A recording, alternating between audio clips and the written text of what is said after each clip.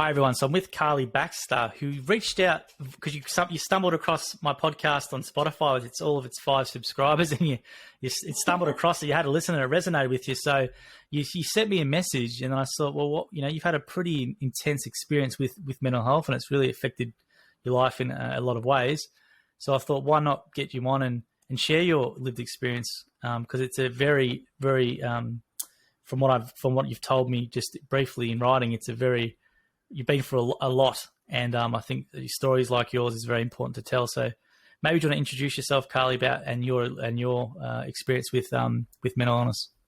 Sure. Well, thanks for having me, Joel, first of all. And I think you've got a few more than 5 subscribers now. But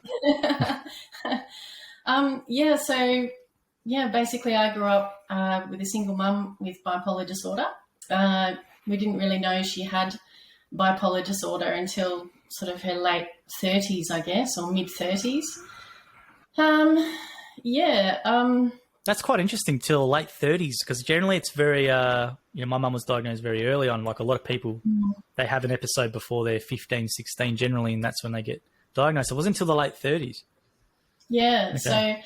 So she did have a lot of episodes, and I think she was sort of very good at hiding it. So, she would go to the doctors, for example, and she would be very calm in that moment, or try and hide it. I think she was very good at hiding her demons, I guess you would call them. But then things would pop up like multiple suicide attempts, deep depressions, hypomania, OCD, all of those sort of things. But, when you're a child growing up with just that one caregiver, you think that's normal. Like you think, oh, well, mum's just very, up and down, and that's her life.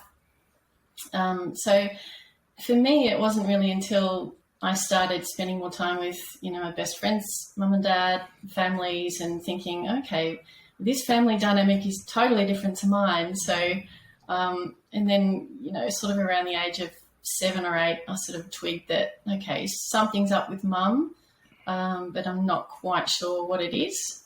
So,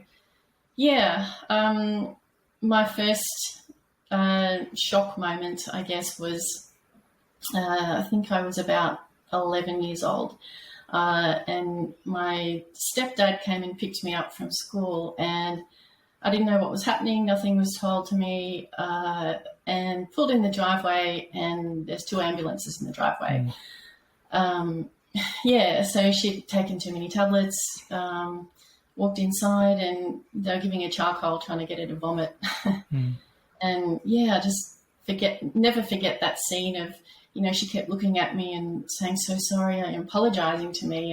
And it was just a very, very stressful moment, I guess. So they ended up taking her over to Latrobe. I think it was one of the emergency hospitals over there, in the ambulance. And my stepfather and I followed in the ambulance. And we got to the hospital, and there was a lot of waiting. And I remember the doctor coming out, and I asked the doctor, is my mum going to be okay? And she just looked at me bluntly and said, I don't know. So I thought that was a bit harsh. So in that moment, I was like, wow, this, my mum could die. She was on life support. She did recover. But it was really traumatic, as you can imagine. Now, what support was there for you, Carly, after that traumatic event? What support was provided to you, or was even offered, or? I don't recall any support, to be honest. I remember mum was in hospital for a while. And then when she finally came home, I didn't get any debriefing, didn't get to talk to anybody. It was kind of, let's not tell anybody about it. So it was very difficult to process.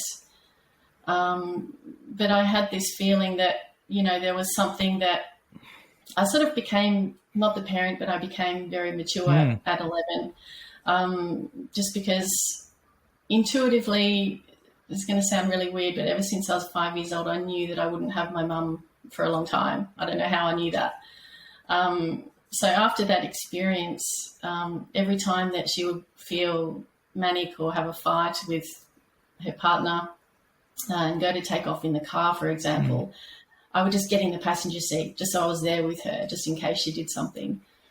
But yeah, as far as support goes, for me, I had lots of friends and some other parents of my friends, and a couple of teachers at my school that I confided in, but no real counselling per se. Yeah. Now, when your mum was in hospital, did you go and visit her when you were younger? Did you go to was she in a psychiatric ward at the time for a bit, or? Yeah, so she's been in psych ward a couple of times, which is quite distressing in itself. I don't know why, but they just walk you straight through the the common room with all the other patients, and it's quite distressing when you're thinking, Yep. surely my mum's not this bad, or it's very confronting. And you're right in what you said. We'll touch on that moment for a Carly, because a lot of people don't realise that if you have a parent in there, well, I don't know what it's like now, but you're right. You are just literally walk straight through the whole thing. So we were in one in Perth called Greylands, which is a massive facility in the city. Yeah, and you walk through the whole thing, and people are zonked out. There's people with cigarettes on their legs and burning themselves, and it's just a very scary place. And if you're a young kid and you got no idea what's going on, but you want to see your mum, you've sort of got to go through there. But I just don't think anyone realise how traumatic that experience itself is, and there was no real thought or consideration for yourself to even explain to you, hey, maybe just be prepared. Your mum's in a bit of a different hospital. You might, I can't believe that even though it's not really that long ago, but no one even considered to explain that to yourself before taking you in there. Yeah, that's true. So, yeah, I mean, you just want to go there, and you don't want to look at anyone else. You just want to hug your mum, I mean, a couple of times she was in solitary confinement in a padded cell because she was on suicide watch, and she had the same treatments that your mum had in those places, and, the drool and not really there, but not really there. She would always come home worse though. And there was no post-care plan. There was nothing that I was aware of that, the family's got to, okay, well, when you get home, your mum's going to be like this, and you can support her with this, and what do you need? What do you need? Yep, none of that. I mean, there was just nothing of that. So I don't know if that was a small town thing or if that was just the time, which I think that's just in general. Hasn't changed much. No, it hasn't changed much, and you're right. We'll talk. People might be shocked to hear that, Carly, but it's right. The person will get to the end of their treatment or whatever, and they'll eventually be well enough to go home. It sounds like your mum was sent home when she wasn't well, which is a bit of a concern that they would do that. Whereas with my mum, she was probably a bit better when she came out. But you're right. The support's very minimal. I think the most we had was you might have a caseworker or something come around on every second or fourth week or whatever it was, but it was for the mum. It wasn't for the children as well. So the children were never consideration. It was just to see how their patient was going, I presume. But you didn't even have that at all. You didn't have any social worker or nothing come around to the home after. No, I didn't have anything at all. Yep. Nothing, no support whatsoever. But you sort of, I don't know, for me it taught me resilience. I mean, I try and look at the positives of every situation. Obviously there's negatives as well. But it's not, I mean, another experience, I guess, it really stood out for me was when I was living in Sweden on exchange, and my mum and stepdad came to visit me in Sweden, and I didn't really know how bad mum was. I thought she was tracking quite well. And we went on a holiday. We went to Stockholm, and we stayed in these big tall ships. It's like a big youth hostel sort of thing on the water in the middle of winter. And in the middle of the night, she went missing, and my stepdad woke me up at 3 o'clock in the morning looking all over the ship for her. And we found her eventually, just in her nightie, hiding in a rubbish bin. She thought that some bad people were chasing her, and it was below zero. I never forget that moment of just, I felt like in that moment I'd really lost my mum. Just with this overwhelming empathy, compassion, I just felt so sad, so bad, confused and scared. So that sort of, I just felt so bad for her in that moment. But you're in another country, and it's like, oh, okay, so I had to draw on those coping mechanisms when I was younger to try and help get my mum through the situation and myself. My stepdad decided he couldn't handle it. So he sort of left me and Mum. And I took my mum back to the place where I was staying. My stepdad and my mum ended up separating. And I had to fly my mum home back to Melbourne.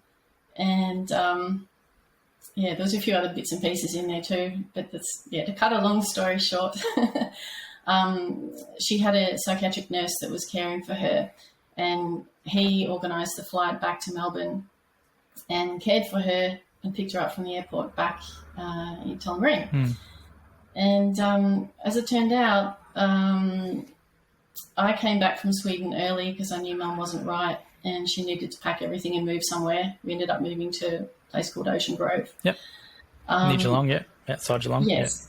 Yeah. My stepdad was out of the picture. My mum was being looked after by this psych nurse, but when they picked me up from the airport, they were together.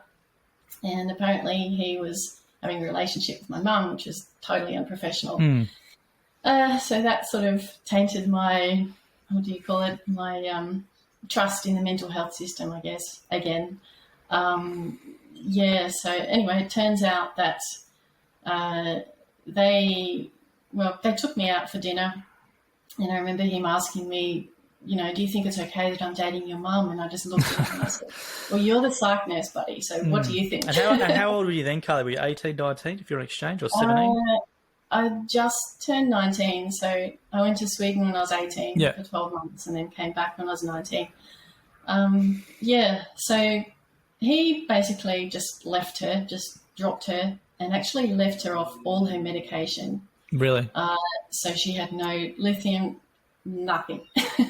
So I was basically left with Mum with no resources, and she fell into a very deep depression. She wouldn't get out of the bed. She wouldn't eat. I couldn't leave the house because she was scared that, if you leave, maybe I'll slip my wrists or something. So I literally had to babysit her 24/7. Even, going for a walk on the beach, she would be scared. Sorry, I don't want to walk on the beach. I might try and drown myself in front of you. So there's constant flight response living. I just want to stop you there, Carly, and actually mention that for people who might not know that.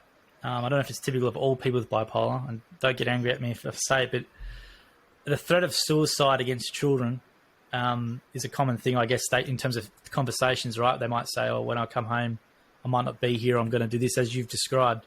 And I think that's happened to me as well. But I presume it's happened to a lot more people as well. So that's one thing as a child or as a young person. You've not only got to deal with all this stuff, but you've got to deal with the worry or the anxiety of that as well happening. It's just a very big head, gives you a lot of head issues on yourself almost in a way. But that's one thing that people might not know about, is that the threat of suicide is used a lot against children, I think, who have a parent with a serious mental illness. It's very common. Part of it is a cry for help as well. But no, that's a really good point. Well, I sort of think it's like there's a lady called Tamari Hill who's really good on YouTube. I really like her stuff, and I've had one chat with her, but she uses this term called emotional incest. When it sort of sounds bad, but it's sort of basically where the roles are reversed, whereas the parent uses the child as their emotional support or as their emotional, their emotional thing, and they're putting all their problems on the child.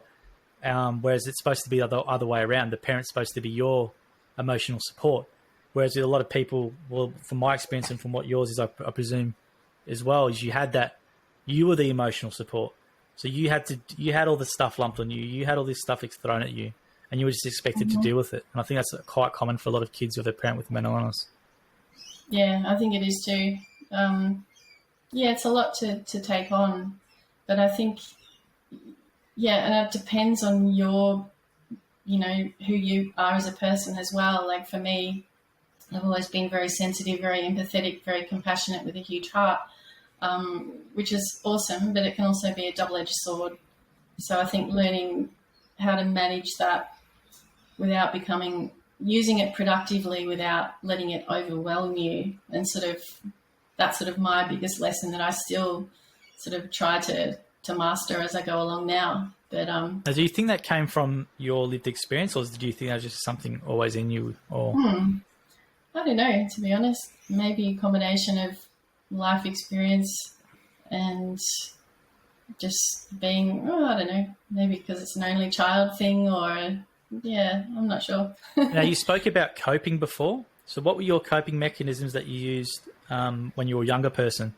Because there's a lot of, hopefully, one day this stuff can be heard by, let's say, teenagers or younger people, as opposed to them having to go to a website and read, which they're not going to do. Yeah. So as a younger person, what did you do to cope with this situation, which is quite common for a lot of kids? Yeah. Well, negative and positive coping mechanisms, I guess. Like, a lot of it would be, sometimes I would just stay in my room a lot and, read or listen to music. Music was always a great outlet for me. Creativity, so I've always been a big painter, drawer, those sorts of things. And also just talking to really close friends that I knew I could trust with the information, and a few parents of those friends, and just trying to build a little network, I guess. So those were sort of the main coping mechanisms, but that was sort of before Mum ended up suiciding. So if you would like to just backtrack to what happened there, basically in Ocean Grove where we were, I wasn't coping with her, so I ended up taking her to emergency, and I told the doctor that, this psych nurse has taken her off everything. She's in a depressive episode. She's suicidal. She needs lithium. The doctor sent me home with a counselling session on the next Monday. Is this at the emergency ward there, or was it a... Yeah, it was in, where was it? It was near Ocean Grove. Yeah. I can't even remember what hospital it was. But so that's an absolute disgrace. Even back then, mental illness was known about. It might not have been talked about or got the attention that it does now, but it was just as prevalent as what it is now. And they would have known, they should have known how to deal with that better than just saying that. So that's really got me angry hearing that a doctor would say that to anyone. Kind of thing, just because it was a weekend, so that's unbelievable. Yeah. But so eventually on the Monday we ended up getting her medication and everything, and I used to always keep our doors open at night time across from her so I could keep an eye on her. And then one morning I woke up and my door was closed, and I thought, it's a bit strange, and I opened my door and looked on the floor, and there was her watch, her wallet, and her suicide note. So it was quite surreal. I was very calm in that moment because I felt it coming for some reason. The house was clean. She must have been super quiet, and the car was gone. So that was... I looked into her room and her bed was made, and she used to have this terrible old alarm clock, big old clunky thing, and it used to make a terrible noise when the alarm went off. And I looked over and it said 11:11, and in that moment the alarm went off. It went near, and then it died. Like, the power didn't go off or anything, the clock just died. So it sounds really strange, but in that moment I sort of knew, okay, that's Mum leaving now. I just felt that.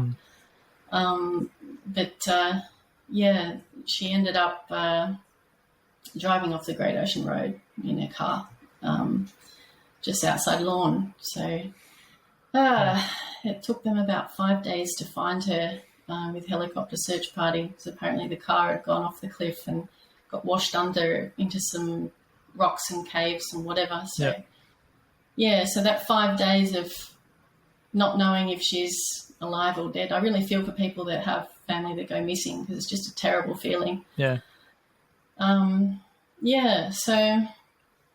After that I did go into a bit of a reactive depression, for obvious reasons, because my mum was my everything, my best friend, my support, but even though I was supporting her. So I moved back to my hometown, Leongatha, and I sort of didn't want to be around people in that moment. I also got approached by the Mental Health Ombudsman of Victoria, and I had to go through a terrible, terrible court case against this psych nurse who actually had raped many women. Gee whiz.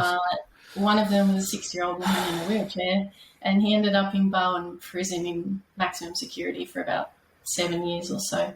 But he was still allowed to practice after they knew something was up with his misconduct. So that's another story with the Unbelievable, yeah. mental health board. But, you know, I had to go there. Mum had just died. I had to go and give evidence and with all these other women. So it was quite a distressing time, especially having to dig up all of that information and go through that. Because you're 19 at this stage, I think, is it 19? Yeah. Like I couldn't, like any stage in life, if something like this happens to you, you know, it would be, you know, you wouldn't blame anyone for doing whichever way they went. So how did you said, obviously you've had a lot of resilience just from, you know, having the situation you did, but how did you get yourself through it? Because that's a very intense, very traumatic and very sad event in anyone's life. And as I said, you could not blame anyone who went on and did whatever they wanted to do. If you knew that, you'd be like, you know, you can't judge anyone. So how did you continue just being, I guess, and how did you get yourself through it? I actually ran away and worked with horses for quite a few years. So you went and worked with animals. Okay, yep. Yeah. So, I mean, I'd always had a passion for horses. I used to go horse riding with my mum since I was little. So, I just sort of followed down that path, ended up, you know, breeding manager, running horse farms and breeding programs and things like that. But I just found that just so much had happened to me. There was a few other things with lawyers trying to take advantage of me financially with my mum's will and all this sort of stuff. I was just over people, you know. Yeah, lawyers, hey? Bloody hell. Everyone just leave me alone. Yeah. So and that lawyer ended up not practicing anymore either what he did. So all these things happening. But the horses, for me, I found them very calming and I enjoyed working with them. And it was almost like a meditative... therapeutic almost in a way. Therapeutic, yeah. So, and I've read now that there's apparently you can do courses of healing with horses. So it must have been a thing. So I didn't know it was a thing back then, but it certainly helped me a lot. I did have some counselling sessions. I kind of found that the counselling sessions that I had were just digging up the past and reliving it and not really helping that much. So I just sort of found my own way as I went. I would journal a lot, listen to music, try and have quiet moments, keep distracted, and just keep doing lots of different crazy things. Like I went up to Darwin and worked on a cattle station for 1 year, you know, when I got back from Sweden, and just tried to... Basically, I tried to live the life that I wanted Mum wanted me to live. But yeah. Now what annoys me is hearing as well that you had no real contact really for you with anyone going out of their way. Maybe besides, with some friends, or did some friends, families, parents know or something, or did you get any help that way or? Yeah, we had some teachers that actually at my school knew my stepdad because my stepdad was a teacher. Okay. So they knew what he was like as well. So that's sort of the other side of it. My stepfather was raging, aggressive, narcissistic person. So it was probably a bad combo for my mum to have. So there were lots of family violence growing up as well, lots of threats and things like that. So a lot of the teachers that I had were really supportive in that sense. But there was one lady that she was actually a lawyer, and she was I was actually helping her with the case against this psych nurse, and she sort of took me under her wing, and she was amazing. She was kind of like my mentor, I guess you could say. So I spent a lot of time with her, not just going through the court procedures and the court case and everything, but just to have her there, as she was a very strong woman, and she taught me a lot of, you know, techniques on how to remain calm and how to process your emotions and your feelings and things like that. So she was quite instrumental in my life, I think. Now, because you've just gone through this whole thing and this journey, now there'd be similar people who go through it now. What do you think would be important to someone who, let's say, if they grew up in a similar situation to yourself? What would you like to see, or what do you think is important to have for children or kids or young people in this situation? Oh, a lot more support. Well, what is support to you? What would have helped you? I think even having like a guided group of similar kids going through similar situations. Obviously it's run by adults, professional adults, that can facilitate those sort of things, or even just having for me being an only child, it would have been nice to have a sort of a mentorship, like a big brother, big sister program where, you just catch up and you vent, or you go and do something and just hang out, and, someone that's already been through a similar thing and come through the other side, so that it's possible and it's going to be okay. Yeah, I agree with you on that. Exactly. Lived experience mentor, I think, is important. It couldn't be someone who didn't have that experience, because then you'd be automatically dismissing, like, well, what does this person know? It'd have to be someone, I think, who had experience with what you were going through, and there'd be a lot of people like that. And the first thing you mentioned, there actually is a foundation in Victoria called Satellite Foundation, who do exactly what you just said at the start, where they get kids together and they have all these courses like photography courses, music courses and all that sort of stuff. And all the kids there have got all the similar experiences. They've got parents or a parent with mental health challenges, and they bring them together and they do camps and they do young leader course and all that sort of stuff. And it's why I'm a massive, like I'm always talking about them, even though I never got to do anything with them. Like when I know that would have just helped me a heap, knowing that you weren't isolated, because even though there's a lot of people who have the situations yourself and I did, you just feel really isolated at the time when you're a kid, because you just don't know, because there's no support. Absolutely. There's no one really taking interest in you or anything like that. So, and that's something that's in place. But for me, can you have that in every state? How much more funding can they get? Because we were talking before off camera, I think the time for awareness is over with all these hotlines and all these generic massive brands where they've got an excessive amount of middle managers and marketing people and whatever else. It's like, for me, well, the hotlines are good and all that sort of stuff. But what's just scratching the surface? So what's an actual intervention you can make in a kid's life or a young person's life besides a hotline? And that is those programs and stuff like what Satellite does, or lived experience mentor sort of thing, or some scholarships or some mentor network where we can get people who were once identified with this situation can actually get linked up with people. That actually makes a real difference, as opposed to what I see, what you probably see, what's been going on lately in the mental health space.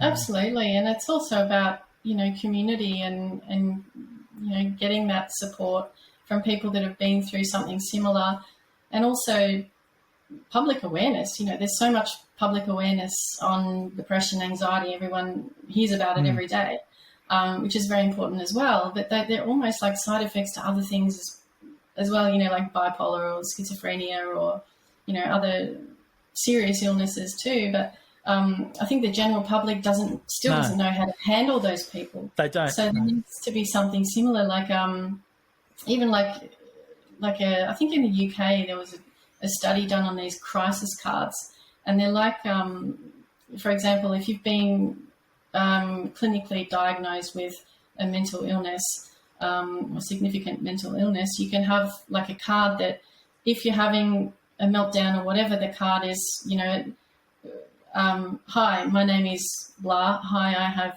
bipolar. If I give you this card, please take me to a quiet place, give me a glass of water, and call this person or family member or cat team or whatever. Because most people would just call the cops or an ambulance, which is, maybe necessary in some moments, but they could be avoided as well with those little things. Yeah, they could be avoided. It's a good suggestion. But I don't know what your process was like with getting it. So when your mum, because you would have known your mum was getting unwell before she got really unwell. You learn the signs. Yeah. So was there anything you were able to do? Did you call anyone, or were you able to maybe call like a doctor, or was there anything you could have done, or did you try to do growing up? Not really. There wasn't really anyone that I would call, because in our family it was kind of, let's just not talk about it. So for me, it was sort of just spending extra time with my mum, almost like babysitting her, watching her, asking her how she's feeling, those sort of things. Or I might ring a friend and say, hey, I think my mum's about to, go into a manic episode or whatever. But, yeah, never called anyone professional, I guess, in that manner. From the sounds of it, Carly, anyway, if you would have called someone, they probably wouldn't have done anything too much anyway. No, not from the sounds from my of it. experience. No. So. Which annoys me because, as I said, before, we're the ones who know these people the best. And like 3 weeks to 4 weeks prior with my mum, I always knew she was going to get sick, and then that would be in. But you could tell a family member or whatever, but you couldn't tell anyone because they're like, we have to wait till she gets really unwell before we put her into a hospital. Which is crazy, right? Well, what happened to the connection? Correct, and then you got 3 to 4 weeks where there's all this risky behaviour going on.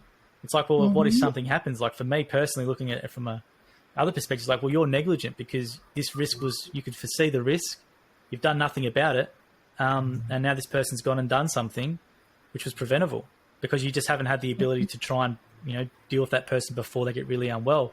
And I don't know if, like, the way the process worked for me, because Mum used to go a lot in and out, have to get really sick, cops or the ambulance would be called, taken to the emergency room, even though she had an extensive medical history, and then they had to give her a mental health assessment or whatever. Are you feeling depressed or are you feeling this? It's like, well, there's a massive list there and the person's really manic and hyper. So it's very frustrating that when people actually do need help, what I don't think a lot of people understand is that you can't just rock up to a psychiatric ward or whatever, especially if you're someone who is a bit difficult.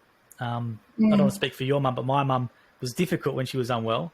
She's not just going to go to a psychiatric ward and say, I'm unwell, put me in there. But, I don't think many would do that by themselves anyway. No, they wouldn't. Yeah. And they go, a lot of the time they go, she can only go in if she goes voluntary. Well, not many people with bipolar who are unwell are going to go voluntary into a psychiatric facility. So, but what annoys me is that the kids like yourself and I would know when they're going unwell what would actually help society is you could ring someone. So my mum's getting really unwell or my dad or whoever, 3 to 4 weeks out, and then have someone actually call. We're going to come and check him out or whatever, and then take him in at that stage there, as opposed to waiting for 3 to 4 weeks where there's going to get more unwell and then put kids at risk or put whoever else at risk around them. That's true. And, to have families be equipped with what to do would be so much help. Yeah, well, did you get at least a book or something? Because I got nothing. I know that for a fact. We got nothing. So did you get a book or you got nothing? No, we got no take-home package. So there's no package. No. Yeah. So, but those sort of things are really important. Especially with kids. You can, for example, in my experience, I took it personally when Mum was manic, for example, especially with, your room is a mess and there's like one sock on the floor, but then you don't realise that it's part of the illness. Yeah. I think it's very important, Carly, what you said is it's very, as a kid, you don't know any better because if your parents, you react to what their behaviour is, whereas it's very hard to separate the illness from the person. I think it takes to where you get a lot older and a bit more perspective and you go, geez, I wish I was a bit easier on my mum because it was just the illness talking as opposed to to her talking. And that's what you don't realise until you get older, because when you're young, you take everything that your parents say as gospel when you're young because you don't know any different. You haven't had any other opposite experiences to compare to. So, I think things like that is important and trying not to take everything personally and realise that, it's not your fault and it's not their fault. It is what it is. It's an illness. Those sorts of things are important as well to process, especially with kids, some basic education for kids with parents of bipolar. That would be very helpful. And I find the silly thing as well, like there's a lot of resources for parents who have a mental illness on how to be better parents, but like, I don't know what your mum was like. My mum was like, I'm normal. I don't know there's anything wrong with me really sort of thing. Why would I need your advice? So I think there's a lot of resources that are created for people, and I don't think they're really effective at that much in what's being done. But also the distribution of the funds from the government is going completely out of whack. It's going to these massive brands where you've got, there's a Bipolar Australia report which I read for the Royal Commission into Victorian one. I think it was estimated 1,600 people committed suicide from bipolar out of 3,800 or something in Victoria. So it's pretty much 1 in 2 people who committed suicide, around about that number, had bipolar. Yet the general public would not know that, and nor does the funding is reflective of that to those organisations to actually help these people to try and to reduce that effect. That is a very good point. And that's what needs, there's the awareness right there. Well, what do you think would have helped your mum, looking back on it now? Like, what do you think would have helped? Or made it a bit easier anyway? I think having, well, supportive family. She had me as a supportive family. But as far as the mental health side of it, I think doctors could be more compassionate, patient and understanding. Maybe better screening of staff. Also, just basic things like, instead of, go back to the basics, learn to read your signs if you're getting manic. Maybe cut down on the coffee. Everyone forgets about basic, health, eating well, sleeping well, reduce caffeine, alcohol, those sorts of things. So if you can manage those things, maybe the mania and the depression wouldn't be as extreme if because your biochemistry comes from what you eat as well. So, but there's never any talk on food. No, eating healthy. Not to say that food alone can cure or manage things like bipolar. Obviously, there is a need for the medication, absolutely. But I think they need to be a little bit more hand in hand, because they are symbiotic in a way. No, I agree with you, Carly. But getting the base level with exercise, a bit of exercise, bit of nutrition, community, being involved in some things so that you have to get up and about and stuff. And that's the important base. And then obviously the medication and whatever and all that sort of stuff on top of it. But I think what you said then as well, I want to touch on, because I think this is important for people to know as well. I don't want to speak for doctors now, but I always got a sense that the GPs, or let's say the doctors at the emergency room, anytime there was a mental health person, they didn't want anything to do with them. Nurses were the same. I can understand it could be very difficult from their perspective to deal with them. But I get a sense even still that if it's a mental health patient with the GP or with a doctor or with the nurse, they're not treated the same as someone, let's say, if they've got a broken arm or a broken leg. It's from my experience anyway. I don't know about yours. Yeah, absolutely, exactly the same. Yeah. It's almost like they get treated a little bit less, or it's not as taken seriously sometimes, and it's almost like they treat it like, oh, it's their own fault that they're like this or something. It's very strange, and it can become almost a little bit, here, just take these drugs. It's like a drug dealer, drugs. Sedation, absolutely. Without the support, they're only doing half the job. They get the drugs, but then the support needs to be a lot more, and the support of the families need to be there a lot more. Well, I get a sense that they're not even equipped to really deal with it, even though they're learning 7 years or 8 years, and they're very smart people, doctors and GPs. They're very smart, and you obviously have psychiatrists and that who do that specifically.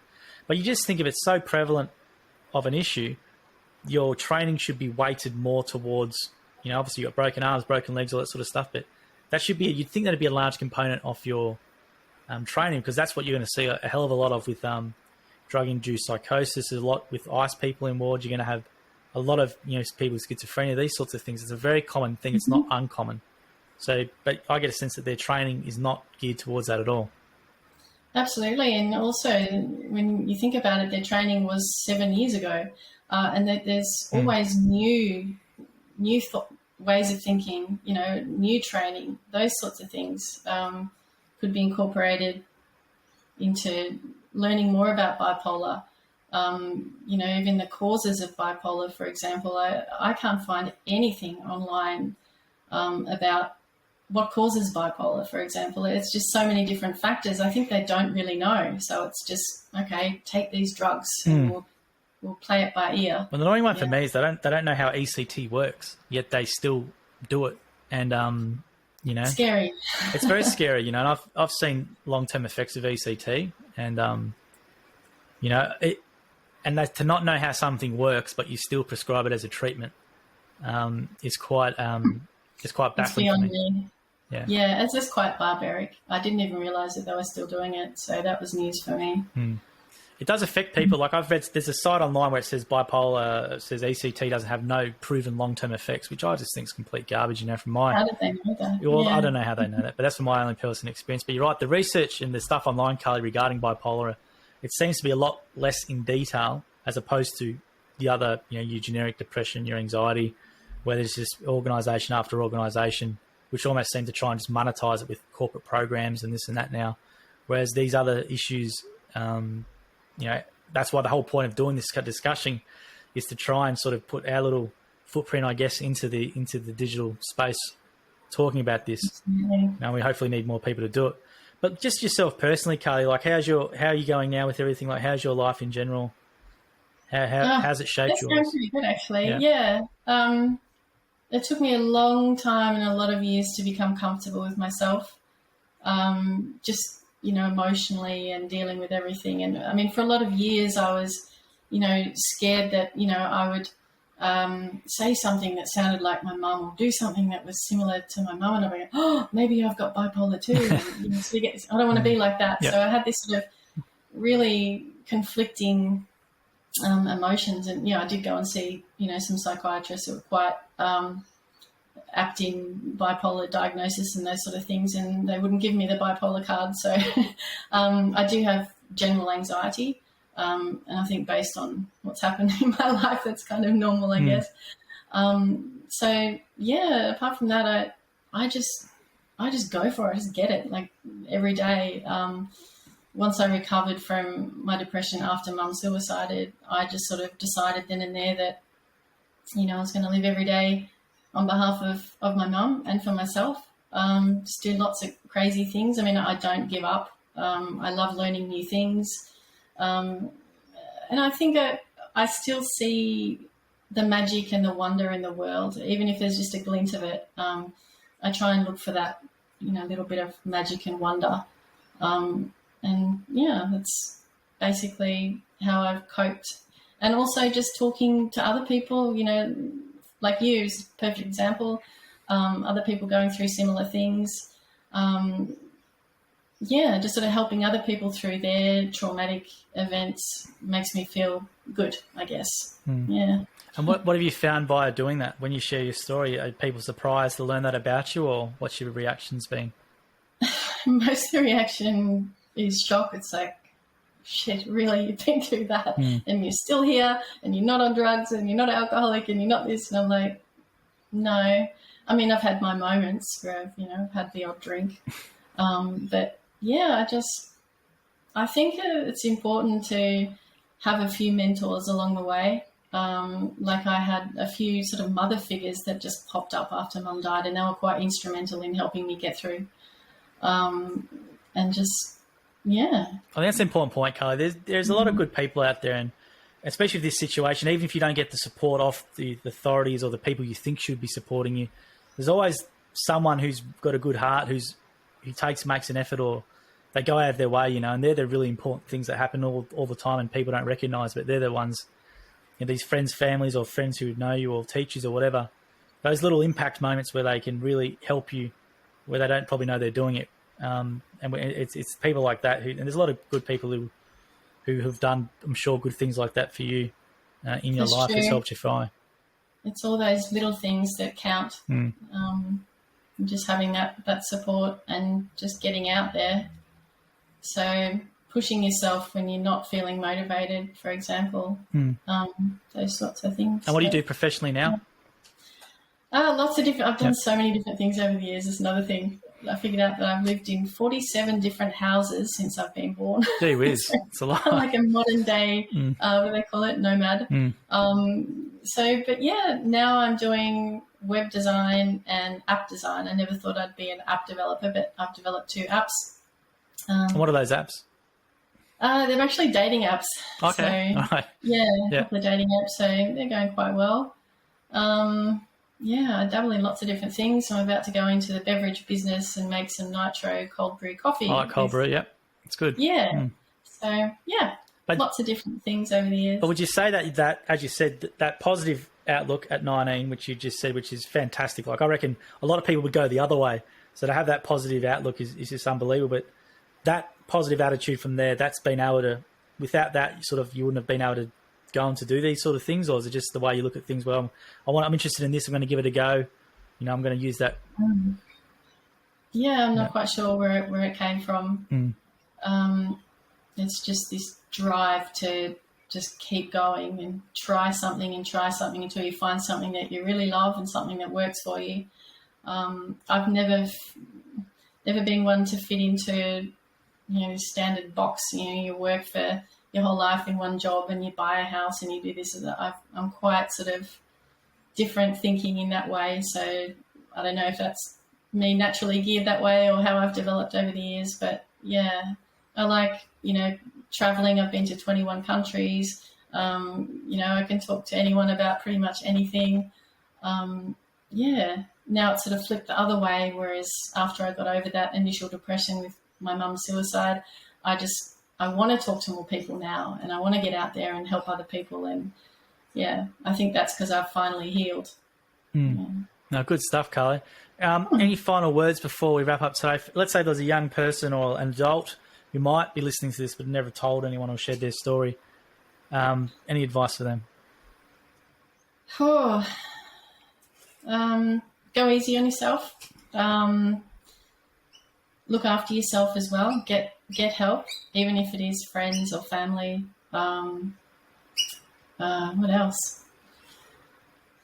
I think just be patient with yourself and understand that it's not your fault. And when your parents is in those moments, to sort of not separate yourself from them, but just sort of detach a little bit from the episode. It's very difficult to do, but if you can detach, so for me it was like, if mum was having an episode, be like, okay, this is not my mum in this moment, with a big heart and compassion and everything. This is she's having an episode. So to learn how to separate that, I think makes you cope, or helped me cope a lot better with those episodes. Well, thanks for reaching out, Carly, and sharing your story. Like it's an amazing story you've got. And to have all that trauma and to go on and be really successful as you are, and just having a crack and doing whatever, and designing apps. Like I couldn't design an app. I work in digital stuff as well, and I would never attempt an app. So to do that is a massive credit to you. But really, thanks for coming on and sharing your thoughts and reaching out and sharing your story. We hope that if someone's listening to this who wants to do it, they can do it as well. And we just document as many of your experiences as possible, and hopefully we can start getting some more funding and changing the narrative towards, bipolar, schizophrenia, and children and families who are affected by those conditions. Absolutely, 100% on board. I think it's important just to even help other people, with our mum's legacy, basically, and just sort of push through. No, thanks, Carly. We'll leave it there. Thank you. You're welcome. Thank you.